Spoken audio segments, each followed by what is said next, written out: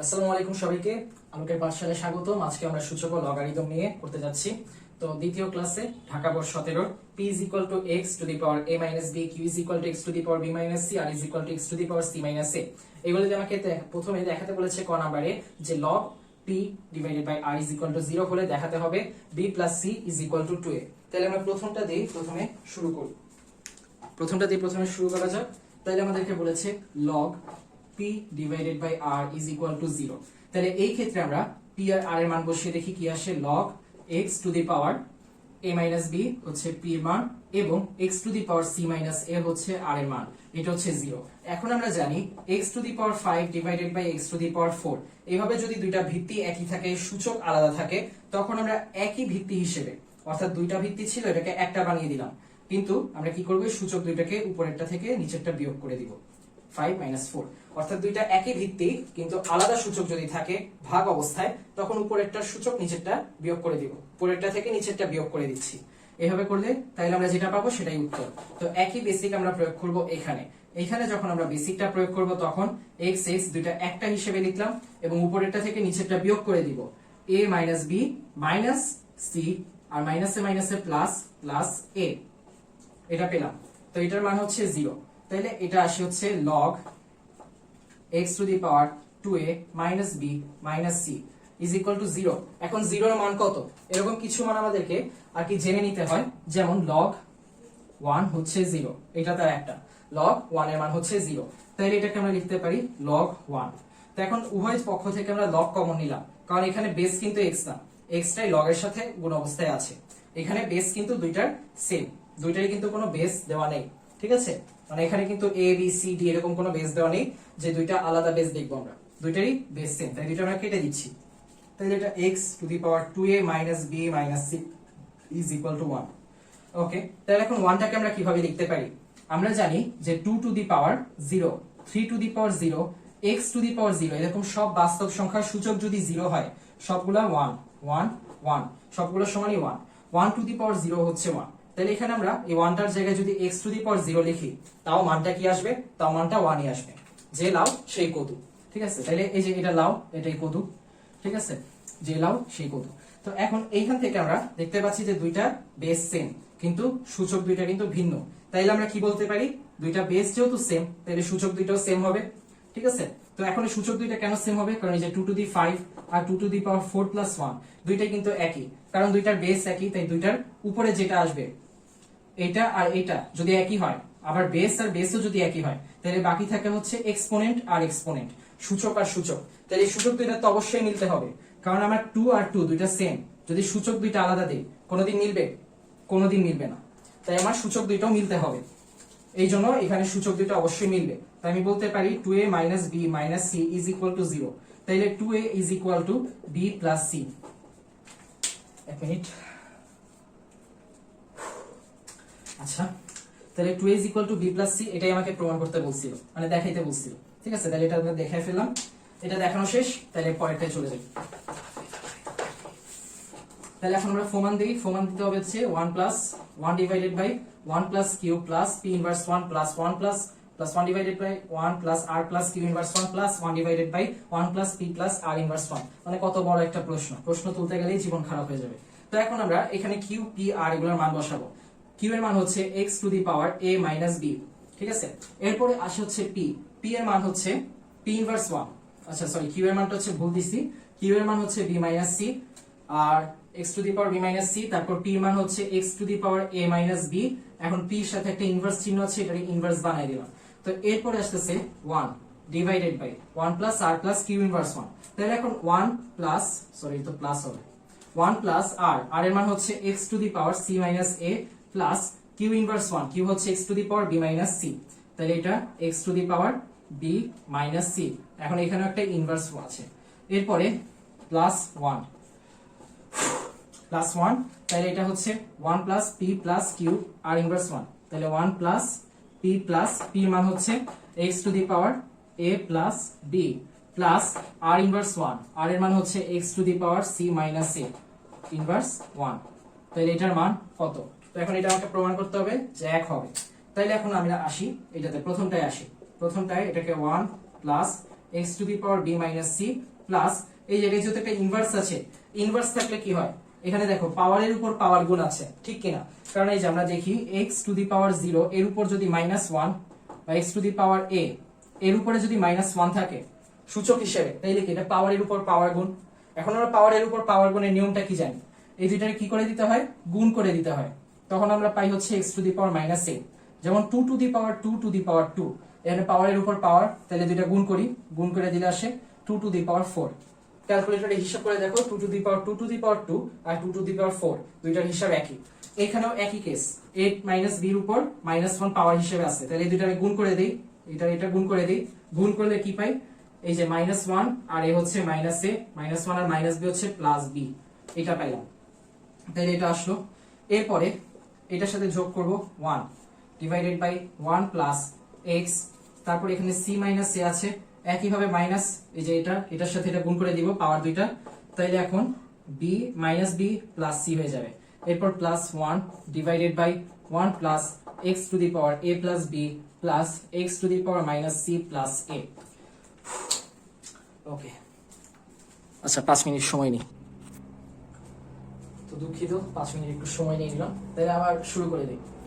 তো এখন শুরু করার সময় আমরা দেখি যে এখানে দেখা যাচ্ছে যে এই যে b আছে, এই b এর আগেও কিন্তু পজিটিভ, এই b এর আগেও পজিটিভ, এখানে নেগেটিভ c আছে, নেগেটিভ a আছে, কিন্তু কোনো নেগেটিভ b নাই, তাহলে আমরা কি করতে পারি, একটা নেগেটিভ b আমদানি করতে পারি।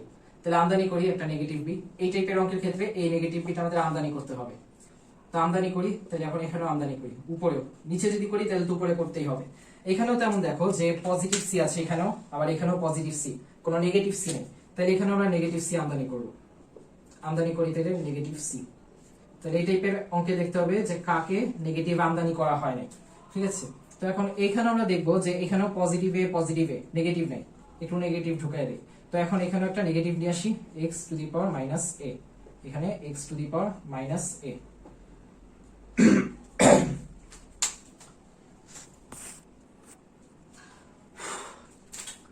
তাহলে এখন যেটা করব, তাহলে এখন এই যে দেখো এটা এখানে যে গুণ করলাম, এটার পিছে আমার স্বার্থ কি, স্বার্থটা আমরা এখন বুঝতে পারবো। এটাকে এগুলোর সাথে গুণ করে দেই, গুণ করে দিলে কি হবে, x to the power minus b এখানে গুণ হয়ে x to the power minus b হয়ে যাবে, 1 এর সাথে গুণ হইলো। এখন এইটার সাথে যখন গুণ করব, এই যে x to the power b minus c Times x to the power minus b, গুণ করলে কি হবে, মাথা কাটে, এই যে সেম বেস কিন্তু আলাদা এক্সপোনেন্ট, তাইলে যখন গুণ করব কি হবে, এই দুইটা গুণ হয়ে একই বেসে যদি এক্সপোনেন্ট গুলো গুণ করি তাহলে কি হয়, তাহলে এক্সপোনেন্ট দুইটা যোগ হয়ে যায়, তাহলে x to the power b minus c plus minus b। তো এখন প্লাসে মাইনাসে মাইনাস, তাহলে b আর মাইনাস b কাটা, বাকি থাকে কি মাইনাস c বাকি থাকে, তাহলে এটা x to the power minus c বাকি থাকে। কার ক্ষেত্রে, এই যে এটার ক্ষেত্রে, এটার সাথে যখন গুণ করতেছি তখন এটা কি হচ্ছে, x to the power minus c টাই থাকতেছে।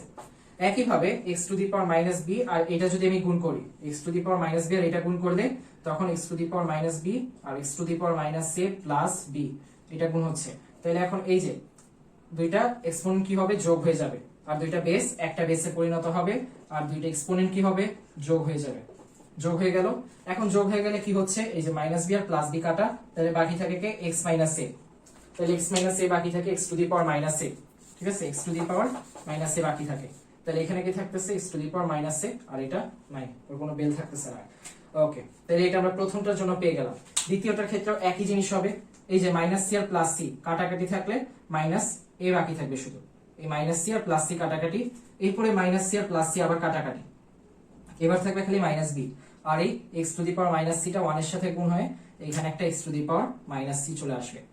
এরপরে এইখানে দেখবো আমরা এই যে মাইনাস c আর প্লাস a কাটাকাটি হচ্ছে, কাটাকাটি, এরপর মাইনাস c আর প্লাস a আবার কাটাকাটি হচ্ছে, কাটাকাটি। তো এরপরে x এর সাথে 1 গুণ করলাম, x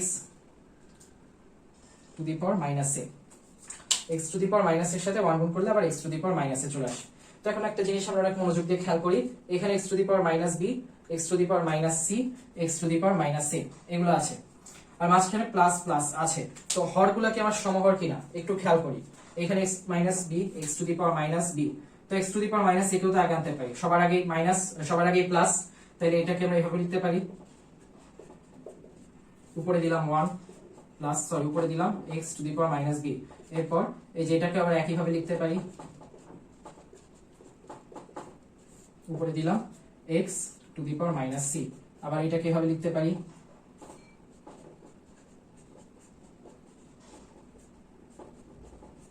তো এখন এই তিনটাকে আমি সমহরে পরিণত করতে পারি কিভাবে, এই যে এটাও একই, এটাও একই, এটাও একই, যদি সমহরে করি তাহলে একটাই হর থাকবে, একটাই হর থাকবে, তাই না? আর এই প্লাস গুলো উঠে যাবে, উঠে যাবে, উঠে এই যে এটা এখানে বসবে, তাহলে এটি কি হলো x to the power minus b, x to the power minus c, x to the power minus a। তাহলে এখন আমার লব আর হর দুইটাই একই, এখন একই লব একই হর, কাটাকাটি করলে কি হবে, এটাও একই, এটাও একই, কাটাকাটি করলে আমার থাকবে 1। আর আমাকে কি প্রমাণ দিতে বলছিল, 1, তাহলে প্রমাণ তো হয়ে গেল। তো আসলে এই টাইপের অঙ্কগুলো করতে টাইম বেশি লাগে, আর বোর্ডটা তো ছোট, নাহলে তাড়াতাড়ি একটানে করে ফেলা যেত। বোর্ডটা যেহেতু একটু ছোট তুলনামূলক, তাই এই টাইপের অঙ্কগুলো করতে একটু সময় বেশি নেয়।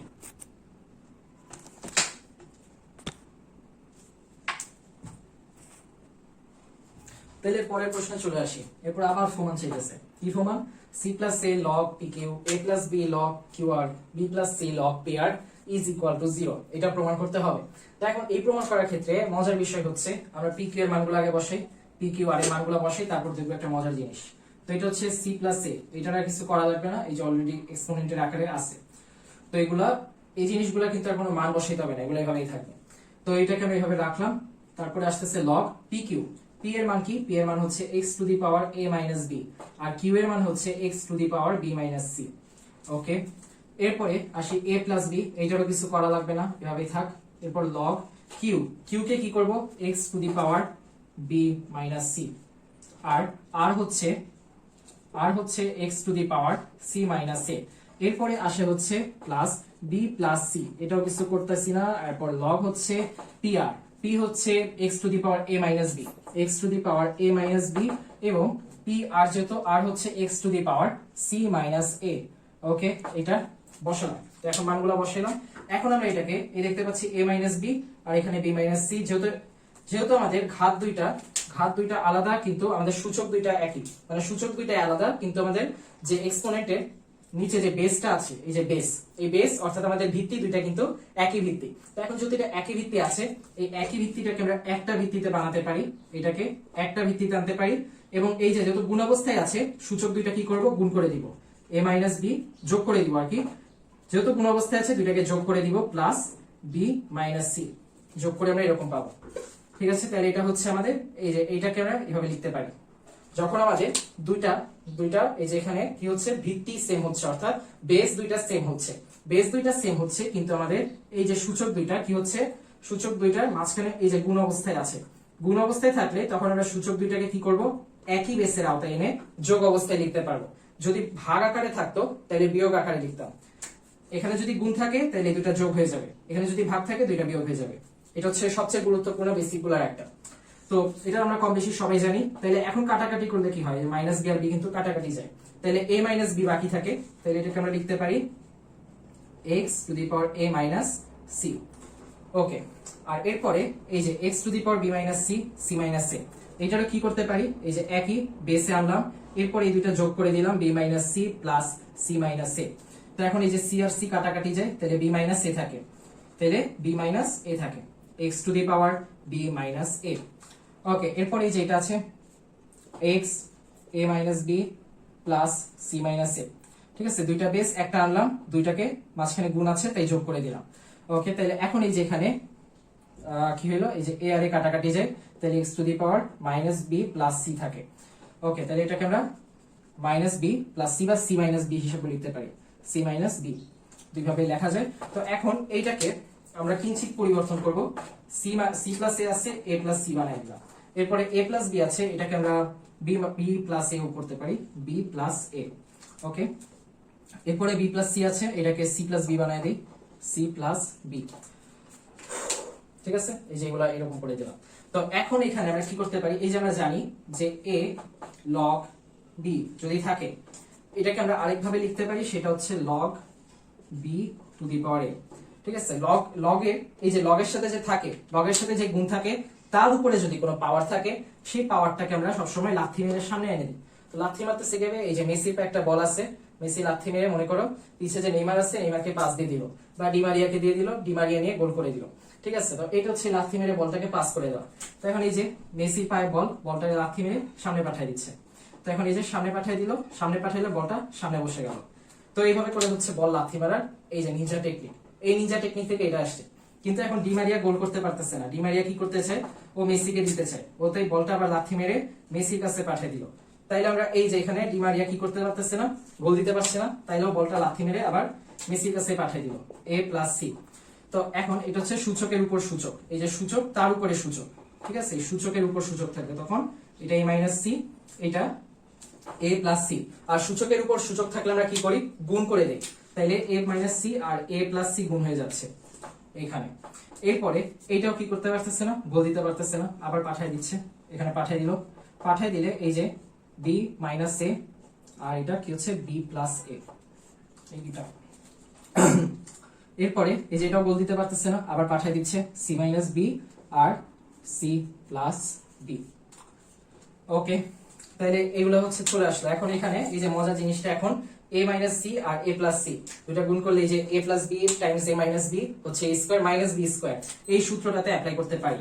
তাইলে log বেস x, এটাকে আমরা বলতে পারি, সরি এটা বেস না, এটা log এর সাথে গুণ। তো এখন এটা হচ্ছে a square minus c square. তো এরপরে এটার সাথে এটা log x b square minus a square, এরপরে log x c square minus b square. আচ্ছা, তো এখন আমি log x টা কমন নিতে পারি তিন জায়গা থেকে, তাই না, মানে log টা কমন নিতে পারি। তাহলে log যদি কমন নেই তাহলে কি হচ্ছে, log কমন নিলে x a square minus c square, আর এই প্লাসটা যখন কমন নিব তখন প্রত্যেকটা প্লাস কি হয়ে যাবে, গুণ হয়ে যাবে, গুণ, তারপর এটা হচ্ছে x b square minus a square গুণ x c square minus b square. Okay, তাহলে এখন এই যে গুণ করে ফেললাম, এগুলাকে গুণ আকারে নিয়ে আসলাম। এখন একই বেস যদি গুণ আকারে থাকে তাহলে এক্সপোনেন্ট গুলা কি হয়, আমরা বুঝতে পারতেছি যে এক্সপোনেন্ট গুলো তখন কি হচ্ছে, গুণের জায়গায় যোগ হয়ে যাবে।